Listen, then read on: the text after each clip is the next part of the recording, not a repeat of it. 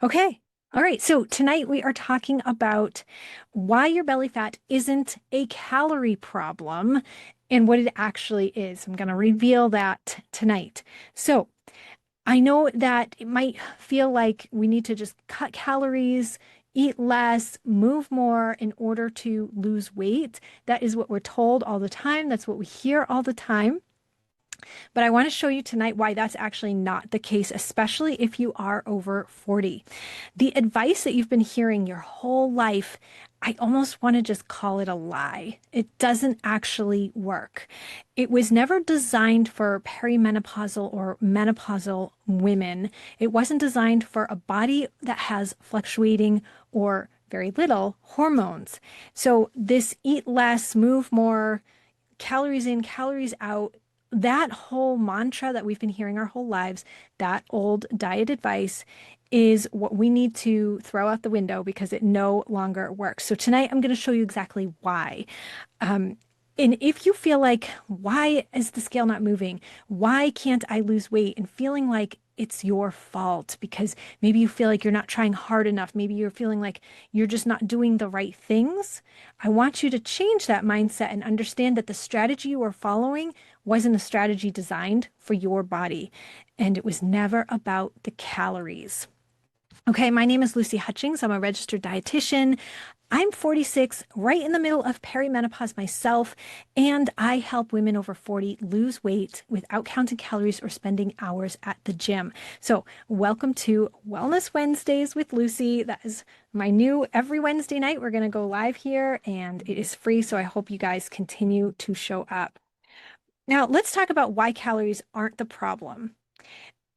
So, in perimenopause or menopause or any time over 40, a calorie is no longer just a calorie because we need to now think about our hormones and we need to now think about which hormones are dysregulated. And when I say hormones, I'm not just talking about the sex hormones like estrogen and progesterone and testosterone. I'm also talking about all the other hormones that are in your body that make your body work, like insulin and your thyroid hormones and the hormones that tell you when you're hungry and when you're full. These are all hormones that need to work in synergy and function properly in your body. Now, here's what happens when you eat too little calories. When you eat too few calories and you're undernourishing your body, you end up triggering cortisol. It also makes it very difficult for those other hormones to function properly, like your thyroid hormone. So when cortisol, your stress hormone, is triggered from not eating enough, it signals your body to store belly fat. That is the typical response for your body. So your body's not actually broken. Your body's not actually doing anything wrong. Your body's actually doing the right thing by storing body fat or belly fat or fat in general and not burning it. It's sending the signal to your body that it's not a safe time to release weight. So following a 1,200 calorie diet or trying to cut calories as much as possible, get down to 1,100 or eat as little as possible, what I find a lot of women are doing, it actually puts your body into like a famine mode or a starvation mode, and it really slows everything down. Your metabolism slows down, your cravings spike. So you actually get more hungry more regularly and more sugar cravings, and the belly fat stays put. Now, the women that are actually eating more of the right foods, because I'm not suggesting that we just eat lots of calories and expect to lose weight. It has to be the right calories. When women are eating more of the right food without restricting, they are actually losing weight. They're supporting their body. They're telling their body it is a safe time to release the weight that we don't need anymore. So if you're listening, I'd love for you to drop a one in the chat if this makes sense, if this resonates with you. Maybe you've even tried this before and noticed that now that you're not in your 20s anymore, you're not in your 30s anymore, now you've realized that this actually doesn't work so well anymore. Kathy put a one in the chat. Thank you. Yes, you are correct. Okay, so now we're going to go into the three hormones that are driving your belly fat, making it worse. and making it so that it's so much harder to get the weight off. So one of the things is estrogen.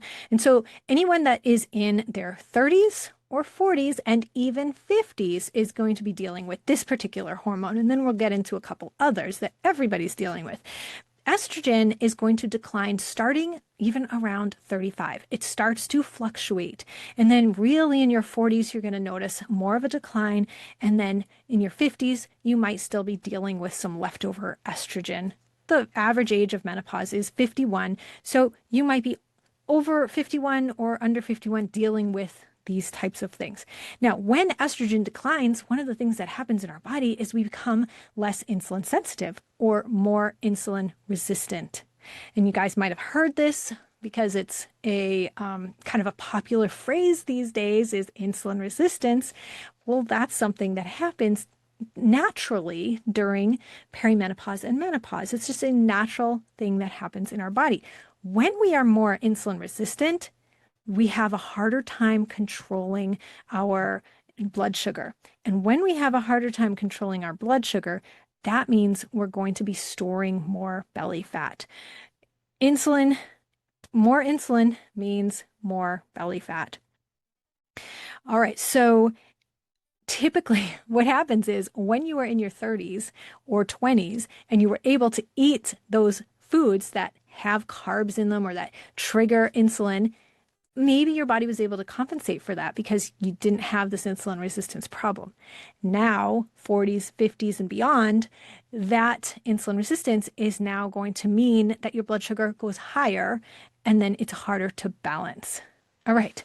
So Kathleen says, yes, but I am looking and focusing more at macros and glycemic index of fruits, recognizing the ones I have been going to are higher. Yeah, that's what we have to do now when we get into our 40s, 50s, and beyond is actually notice the carbs, the protein, the fats, the ratio, the fiber. These are all the things that are going to improve that insulin resistance and create more insulin sensitivity. Now, another hormone that we have to think about, not just estrogen, we also have to think about cortisol. This one is a real big challenge for many women in their 40s, 50s, and beyond because we hold on to a lot of stress. Cortisol is the stress hormone. And when we are chronically stressed and our cortisol is chronically elevated, it turns into belly fat. In fact, the nickname for belly fat is stress fat because it's hormone related. And when I say hormone related, I'm talking about the cortisol hormone. So things that can spike our stress is even long cardio sessions. So we feel like, oh, but if I just work out more, if I get on the treadmill more, if I take an aerobics class, if I just, burn more calories, I'll lose weight. But what happens instead at this stage of life is that we actually just spike cortisol. And that cortisol leads to more belly fat. So we actually don't want to spike cortisol. We don't want to do big, long cardio or HIIT workouts or aerobic type workouts. The other thing that creates a lot of stress is under eating. So when we cut our calories, when we try to be good and not eat too many calories and we're sticking to 1,200 or less calories a day, we spike cortisol. And that's another thing, again, that leads to belly fat. Another big cortisol spiker is poor sleep. And there are a number of reasons why we may be struggling with sleep. It could be snoring partners. It could be elderly dogs. I've heard a lot of different reasons. And of course, pain. If you have back pain, hip pain, any kind of pain is going to disturb your sleep. And also, if we don't have great sleep hygiene, that's going to interfere too. And what I mean by that is when we're using our phone a lot in the evening or first thing in the morning, we are interfering with our natural sleep rhythms. So there's one thing. Maybe we're going to bed too late on a regular basis. Maybe we are drinking too much fluids right before bed, or we're eating something sugary and causing ourselves to have a blood sugar drop followed by a spike. Those are the types of things that are going to wake us up in the middle of the night. So sleep hygiene is a thing that we need to think about. These are all the things that are going to raise cortisol. Obviously, just your typical stress from raising kids, grandkids, taking care of elderly parents. There's so many things, life, career. I'm a homeschooling mom and a business owner. So I completely understand the role that stress plays in my life. And so I'm not suggesting that we live in a stress-free bubble, but it's something that we have to think about and work on in order to get rid of the belly fat. Okay, the third and final hormone that we want to really think about when we're talking about belly fat is insulin. So that's the hormone that's released in your body when you have high blood sugar. Anytime you eat something with carbs, anytime you eat something that brings your blood sugar up, your body very naturally produces insulin. If we didn't have that, we wouldn't be able to survive. That's when, if our body's not producing our own insulin, that's when we have to actually take insulin to survive. So it's a very important hormone. However, if we end up with too much of it, if it tends to spike too often or too high, especially on a chronic level, like at a regular level, that leads to fat storage. It leads to more belly fat. So we don't want the insulin to be very high. The more often our blood sugar spikes, the more insulin is released, the more fat gets stored. So again, estrogen, cortisol, and insulin are the three important hormones to think about when we are trying to get rid of belly fat, not the total calories that we eat a day. So cutting calories isn't actually going to help. We have to support these other hormones. And if you're beyond menopause and estrogen isn't a problem anymore, then it's still cortisol and insulin that we have to work on. Okay, so what actually works? Because I said counting calories and cutting calories isn't what's going to work to ditch belly fat anymore. So what is it instead? All right, we need to support those hormones. So how do we do that? Number one is to eat more protein, not less food. So it just happens to have come up in a lot of conversations this particular week. Today's Wednesday, and so it feels like pretty much every person I've met with this week for their sessions has also been struggling with this. So if you are struggling with this, you are not alone. It's a lot of the women that I work with. This is a very common struggle, is to eat enough food, eat enough protein. We feel like, yeah, but it's too much food. We get full easily. We don't want to eat that much protein. It just feels challenging. So there are ways to do it without stuffing yourself and without feeling like you're eating protein all day long. One of the ways is to break it up into smaller amounts. And the other way is to just make sure you're focusing on high protein foods. So I typically have eggs and some kind of maybe leftovers to go with my eggs in the morning. I'm trying to think what I had this morning that I feel like was helpful. I know there was leftovers involved. Okay, this morning was hard-boiled eggs because we were all in a rush. Yesterday morning, I had leftovers from the night before along with my eggs. So we had chicken fajitas recently, and really it was delicious. It was sauteed onions and peppers and chicken that was all chopped up. And then I added 3 eggs to it. And it was a beautiful meal with the extra chicken. With the extra chicken, it had enough protein in it. Now, the other thing I can do is sneak in a high protein snack in between breakfast and lunch. So maybe that looks like a shake. Maybe it looks like a handful of nuts. Maybe it looks like some cheese and crackers. I do the Simple Mills crackers. They're really good. And they're lower in carbs. Or maybe it is some cottage cheese or Greek yogurt. Any of those things are going to help sneak in a little extra protein in between meals. Now, another little sneaky way of getting more protein is to drink bone broth because it doesn't take up much room in the stomach when it's liquid, and it actually has a lot of protein in it. So that might be something you have alongside with your lunch, or maybe it's an evening drink. So there's ways to sneak it in. And of course, we want to have protein with our lunch and our dinner in order to actually reach our protein goals. Typically, we're looking at least 30 to 40 grams of protein for our breakfast time. So that might be split into 2 sessions. That's totally fine. I might have my breakfast and then I might have a shake afterwards and then lunch later. However you want to break it up.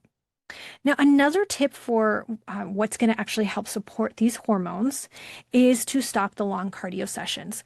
So instead of doing the high impact or the HIIT workouts or running on a treadmill or feeling like you need to burn off the calories in a fast-paced aerobic workout, instead we want to focus on strength training. Now, a lot of people don't, they're wondering like, what does strength training mean? It really just means building muscle, not burning calories, but shift your mindset into building muscle. So that might look like squats, and you modify it to wherever you're at. So if squats for you is just getting up and uh, in and in and out of a chair, that is a squat. That's like a box squat. So there's many ways to do strength training without pushing yourself beyond your limits. So push-ups, another great move, but maybe that means you're just doing them on the counter, leaning against the counter. Um, even like a wall sit where you're just getting into a sitting position with nothing under you and you're just leaning against the wall. These are all types of strength training moves. You do not have to push yourself to get out of breath or sweat. That's not the type of workout we're looking for. We are looking to build muscle.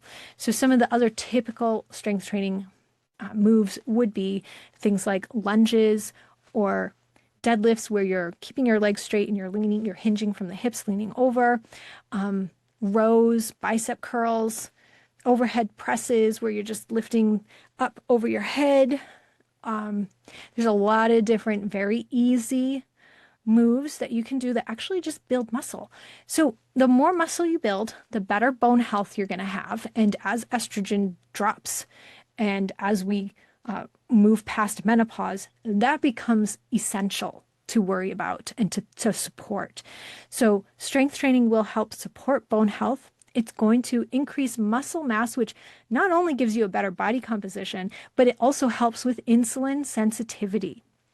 So now that estrogen is dropped or is fluctuating or is gone, then we really need to think about insulin sensitivity. The more muscle you have, the better insulin sensitivity you are going to have. Muscle also just gives you better strength. It allows you to stay strong and independent and flexible and mobile. It's just so important that we build muscle, not thinking about burning calories. We want to think about building muscle. Now, another movement that is really important as we are supporting these hormones is an after meal walk. So 5 to 10 minutes after your meals is going to really improve the insulin sensitivity.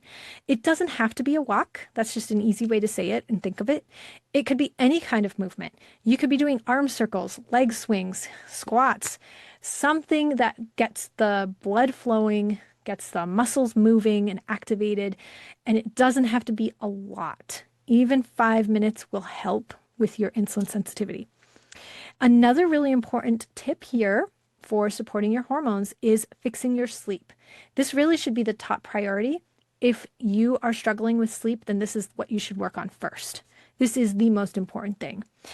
So when you go a night with poor sleep, if you get very little sleep or poor quality sleep, it actually increases that insulin resistance. It makes it even worse the next day.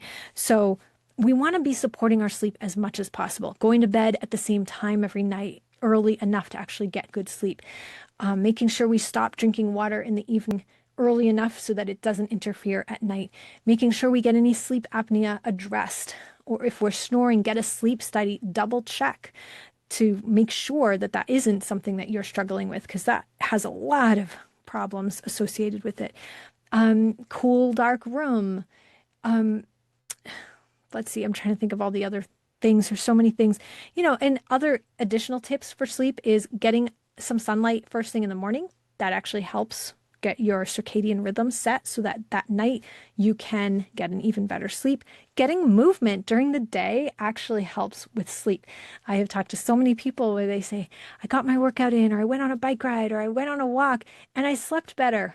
Yay. Actually, sugar is the other thing that interferes with sleep. So when I run my no sugar challenges, my 5 day no sugar challenges. That's one of the biggest wins I hear throughout the week is I'm sleeping better because I haven't been eating sugar.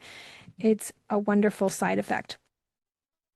And then the last one is the balance your plate. Don't restrict. So I don't encourage people feeling like they have to exclude all these different foods or, count calories or anything like that. We actually want to build a plate that's balanced and nourishing and full. So we want to walk away from that meal feeling really satisfied. That's actually going to really help with your insulin resistance and with sugar cravings. Now we want to fill up on really healthy whole foods like proteins, fish, beef, chicken, whatever your favorite protein is. Healthy fats, that might be from the fish or from the meat, or it's olives that you put on the side, or it's a half an avocado, or it's some olive oil that you put on your salad. And then fiber. So we want to see the produce, the vegetables at your meals. And I typically like to see a half a plate full of vegetables. If that's an easy way to think of it, a quarter of your plate might be the protein, a quarter of the plate might be some kind of carb. So sweet potatoes, even white potatoes, rice, quinoa, wild rice. Those are the types of carbs I typically see as being helpful. And then the rest of the plate is vegetables. That fiber is going to support your insulin and your blood sugar, your insulin sensitivity. So those are the goals. Um, and those are my tips for tonight. And I hope that made sense for, it's not about cutting calories. It's not about calories. When we're talking about losing belly fat after a certain point in life, it's really about supporting these hormones. That's what we have to, it's about supporting our bodies. It's about supporting our mind, body, soul, all of it. And that's how we're going to support these hormones. So I want you to walk away from this knowing that if you feel frustrated and you feel like things aren't working, it's not actually it's not your fault because it's the strategy. It's what we've been told our entire lives. Diet culture is teaching us that we are supposed to cut calories, work out more, and try harder. That actually doesn't support your hormones and it doesn't support your body. So I hope that that message came across. Now, you can find me every week here on Wednesday evenings in the school community. Weight Loss After 40 is the name of that community. And I go live every Wednesday evening with a different topic. And if you want to go deeper and you feel like you have specific questions about your journey, then you can book a call and I'll drop that link here and I'll drop it below this video so that you can chat with me for a quick 15-minute call and get your questions answered. And I can help you create a roadmap that is going to get you to where you want to go. And I love helping women do that. So I really feel like you deserve real answers and real support. And that's what I provide here. I hope this was helpful. Now I'm going to open it up to questions.